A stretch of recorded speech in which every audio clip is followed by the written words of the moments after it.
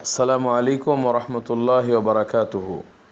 عن أبي هريرة رضي الله تعالى عنه قال আবু হুরায়রা রাদিয়াল্লাহু তাআলা আনহু থেকে বর্ণিত, তিনি বলেন, قال رسول الله صلى الله عليه وسلم, রাসূলুল্লাহ সাল্লাল্লাহু আলাইহি ওয়াসাল্লাম বলেছেন, লাইসা মিন্না, আমাদের অন্তর্ভুক্ত নয়, মান, ওই ব্যক্তি যে নাকি খব্বাবা ইমরাআতান আলা জাওজিহা, কোনো মহিলাকে, কোনো স্ত্রীকে তার স্বামীর উপরে নষ্ট করে দেয়।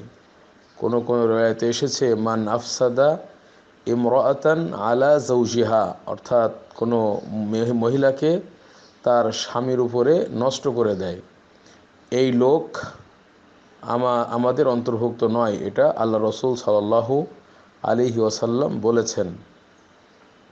প্রিয় বন্ধুগণ, বর্তমান সমাজে দেখা যায় যে আল্লাহর ইচ্ছায় একটা ছেলে এবং একটা মেয়ে বিবাহ বন্ধনে আবদ্ধ হয়ে সুখী শান্তিতেই দিন কাটাচ্ছে, হয়তো তাদের আল্লাহ সন্তানও দিয়েছেন। এই মুহূর্তে দেখা যায় কিছু দুষ্ট লোক, কিছু খারাপ লোক, তারা ওই লোকের স্ত্রীর কাছে গিয়ে বিভিন্নভাবে তাকে প্ররোচিত করে, তাকে ধোঁকা দেয়, তার সাথে হয়তো সম্পর্ক গড়ে তোলে। এভাবে ওই মহিলাটা আস্তে আস্তে তার যে স্বামী ছিল, যে স্বামীকে ওই মেয়ে ভালোবাসতো, এই ধোঁকাবাজের প্রতারণায় পড়ে সেই মেয়েটি নষ্ট হয়ে যায়। এভাবে অনেক ঘটনা ঘটছে সমাজে। হয়তো প্রথম দিকে সেই মেয়েটি পাত্তা দিত না, কিন্তু এই ছেলেটি বারবার তার কাছে যাওয়া বা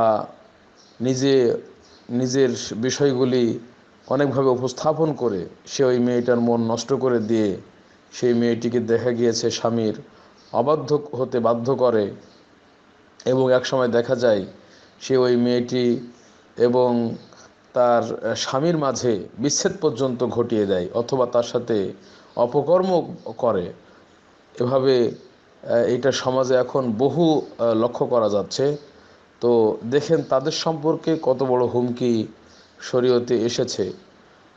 লাইসা মিন্না, আল্লাহ রাসূল সাল্লাল্লাহু আলাইহি ওয়াসাল্লাম বলছেন যে লাইসা মিন্না, আমাদের অন্তর্ভুক্ত নয়, আমাদের দলভুক্ত নয় ওই ব্যক্তি যে কোনো মহিলাকে তার স্বামীর উপরে নষ্ট করে দেয়, তাকে ধোঁকায় ফেলে। এভাবে যারা কোনো ব্যক্তির ঘর ভাঙে, কোনো ব্যক্তির সংসার নষ্ট করে, এদের জন্য এই কড়া হুমকিটি এসেছে। এটি আবু দাউদের হাদিস এবং এই হাদিস সহিহ। অতএব এই ধরনের যারা লোক রয়েছে তারা যেন সাবধান হয়ে যায়, এবং এটা কবিরা গুনাহ। এটা কবিরা গুনাহ যে কোনো মেয়েকে নষ্ট করে দেওয়া তার স্বামীর উপরে, এটা কবিরা গুনাহ। আল্লাহ সুবহানাহু ওয়া তাআলা আমাদের এই ধরনের মুসিবত থেকে হেফাজত করুন, এবং এই সমস্ত লোক যারা রয়েছে আল্লাহ সুবহানাহু ওয়া তাআলা তাদেরকে হেদায়েত দান করুন, যেন তারা তার মুসলিম ভাইয়ের কষ্টের কারণ না হয়। আল্লাহ সুবহানাহু ওয়া তাআলা আমাদের সকলকে হেফাজত করুন, আমিন।